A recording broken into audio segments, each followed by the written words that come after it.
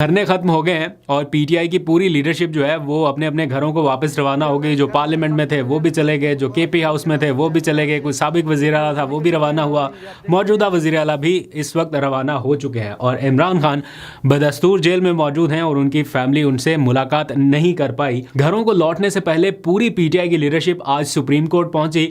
इमरान खान के कुछ केसेस थे उनकी पैरवी के लिए और जितनी बड़ी स्ट्रेंथ में ये लोग गए थे, पूरी लीडरशिप यानी दोनों अपोजिशन लीडर, फिर पार्टी चेयरमैन, सेक्रेटरी जनरल, वुकला, बड़ी तादाद में लोग थे।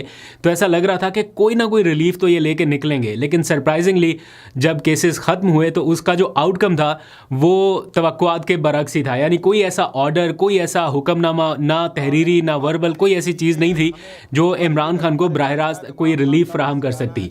तो ऐसा लग रहा है कि इस पूरे एपिसोड में, ये 6 रोज़ा धरने के दौरान और जो कुछ भी हुआ इस धरने के वाइंड अप तक, सारा कुछ ऐसा लगा हुकूमत की कंडीशंस पर हुआ। टर्म्स एंड कंडीशन जैसा हुकूमत चाहती थी बिल्कुल वैसा हुआ। जो पीटीआई की डिमांड्स थी या जो ये कह रहे थे कि जब तक डिमांड पूरी नहीं हो जाती धरना जारी रहेगा, वो नहीं हो सका और धरना इन्हें कॉल ऑफ करना पड़ा। अगर रियलिस्टिकली देखा जाए, ग्राउंड रियलिटीज़ के अकॉर्डिंग देखा जाए तो इसका एंड रिज़ल्ट यही होना था, क्योंकि कोई कॉल नहीं बाकायदा दी गई थी, कोई ऑफिशियल कॉल नहीं थी और इसको प्रोलॉन्ग किया भी नहीं जा सकता था। अगर आप पूरी तैयारी के साथ ना आए, आपको हर तरह से बैकिंग ना हो, तो ऐसी कॉल्स का फिर रिज़ल्ट जो है वो थोड़ा डिफरेंट रहता है। तो इसलिए ये मेरा ख्याल है यही इसका फेट था, यही होना था। लेकिन इससे कारकुनान कुछ मायूस हैं कि शायद अभी कुछ हो सकता था। चूँकि ये ऑफिशियल कॉल नहीं थी और इसकी वैसी तैयारी भी नहीं थी, तो इसलिए इसको कॉल ऑफ करना ही था।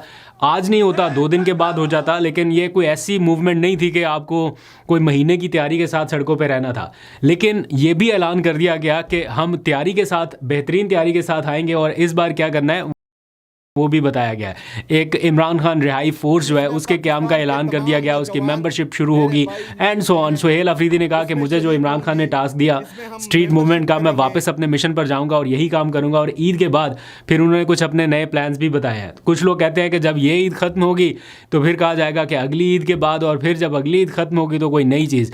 बहरहाल ये सारी ग्राउंड रियलिटीज़ हैं जो इस टाइम चल रही हैं। इमरान खान को रिलीफ मिल सकता था और अभी भी मिल सकता है, लेकिन किस सूरत में, उसका एतराफ़ आज हुकूमती वज़ीर ने टीवी पे आके किया कि इमरान खान डील के लिए नहीं मान रहे।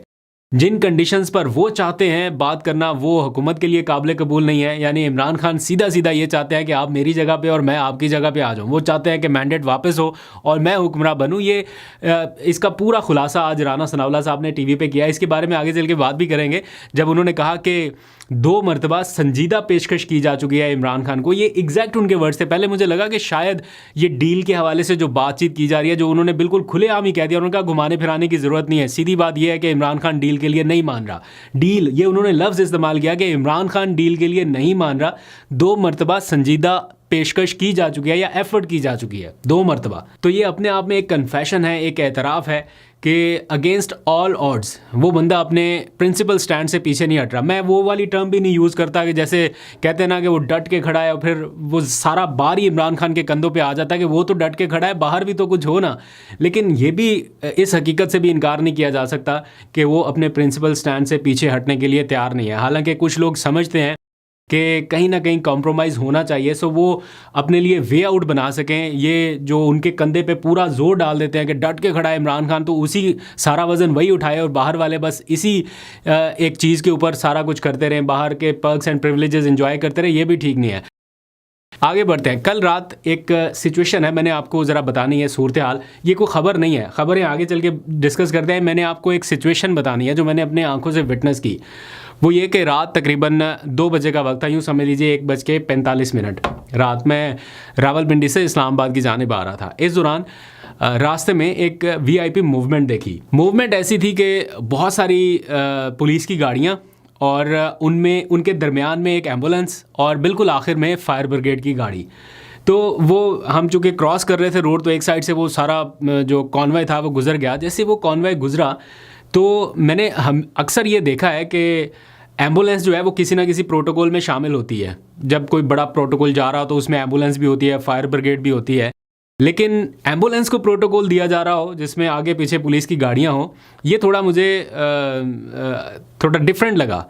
तो एक लम्हे के लिए गुमान हुआ कि कहीं इमरान खान को तो लेके नहीं जा रहे, क्योंकि जिस तरह से सिक्योरिटी में एम्बुलेंस को ख़ास तौर पे लेके जाया जा रहा है, तो लगा कि फिर मैंने इंतज़ार किया कि शायद कोई ब्रेकिंग न्यूज़ हो ऐसी जो मेरी नज़र से ओझल हो गई। मैंने चेक किया, ऐसा भी कुछ नहीं था।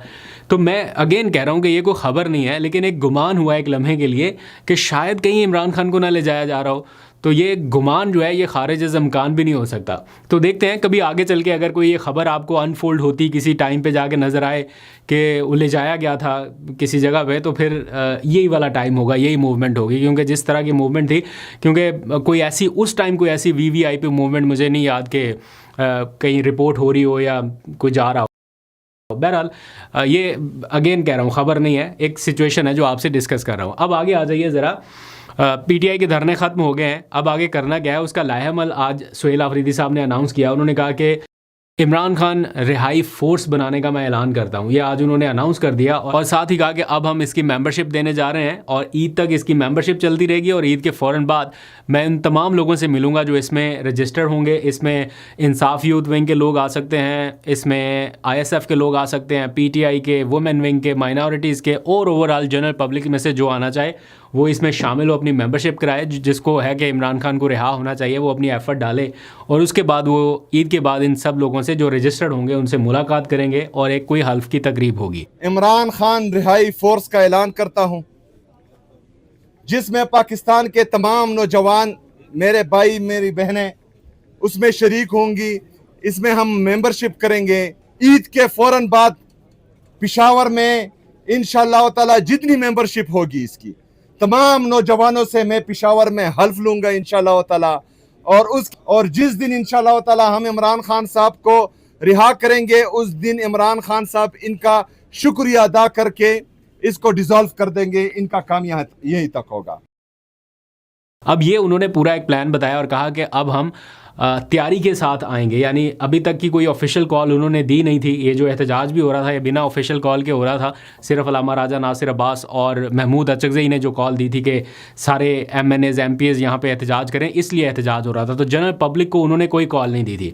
तो इसलिए वो चाहते हैं कि ईद के बाद वो अपना कोई लाहेअमल दे। उन्होंने कहा कि इमरान खान ने मुझे ज़िम्मेदारी दी थी स्टेट मूवमेंट की, मैं वापस अपने मिशन पर जा रहा हूँ। ये कह के वो आज इस्लामाबाद से रवाना हो गए। अली अमीन गंडापुर भी रवाना हुए, वो भी चले गए। दोनों का कॉन्वॉय अलग अलग यहाँ से गया।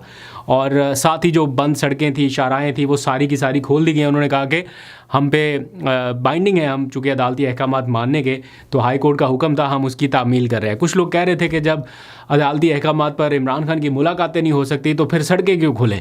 लेकिन ये भी फैक्ट है कि फिर फ़र्क क्या रह जाएगा। तो आप लोगों को, अगर आप लोग रूल ऑफ़ लॉ की बात कर रहे हैं, उसको प्रीच कर रहे हैं, तो पहले आपको ये मानना पड़ेगा। और ये अच्छा किया उन्होंने इस अहकामात की तामील करते हुए।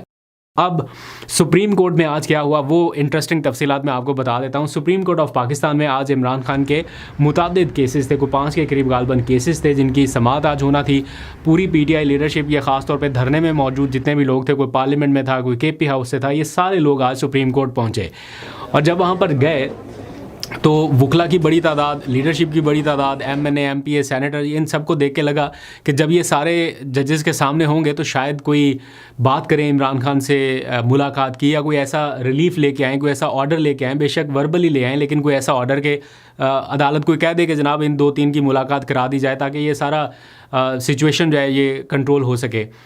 तो सरप्राइजिंगली जो इस कार्रवाई को विटनेस करने वाले जर्नलिस्ट है, उन्होंने बताया कि सारी कार्रवाई ख़त्म हो गई, अदालती कार्रवाई, केसेस की कार्रवाई। उसकी मैं तफसील आपको बताता हूँ कौन कौन से केसेस थे। और एंड पे बिल्कुल आखिर में लतीफ़ खोसा साहब ने ये जिक्र किया इमरान खान से मुलाकात के हवाले से। तो जो जज साहब जिनके सामने जिक्र किया, उन्होंने कहा ये चीफ़ जस्टिस के पास आपका मामला पेंडिंग है, वो इसके बारे में देख रहे हैं, और हमारे पास तो अब सो मोटो का कोई नोटिस, कोई इख्तियार नहीं रहा कि हम कोई नोटिस करके कोई ऐसा कोई ऑर्डर कर सके। और ये मामला वहीं पर ख़त्म और ये सारे लोग वापस आ गए।